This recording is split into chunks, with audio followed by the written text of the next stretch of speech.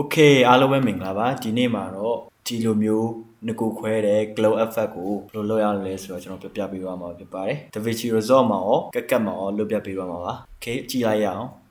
glow effect လုပ်တော့မယ်ဆိုရင်ကိုဗီဒီယိုစရိုက်တဲ့ကတခြားလေးရိုက်ပေးဖို့တော့လိုတယ်ပေါ့နော်ရေးကြီးဆုံးကဗီဒီယိုကငိန်နေရပါမယ်ကျွန်တော်ဒီ shot မှာကျတော့ tripod ကိုတုံးပြီးတော့ဘယ်တစ်ဖက်ညာတစ်ဖက်ကျွန်တော်နေပြီးတော့ရိုက်ထားတာပါ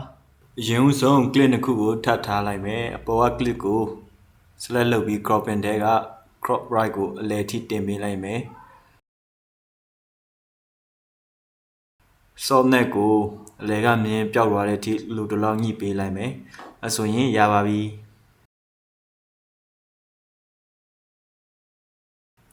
ကက်မှာလည်းဒီလိုပါပဲ clip ကိုထပ်ထားပေးလိုက်မယ်ဘော clip ကို select လုပ်ပြီး mask တဲက split ကိုရွေးပေးလိုက်မယ်လူတစ်လောက်လှည့်ပေးလိုက်မယ်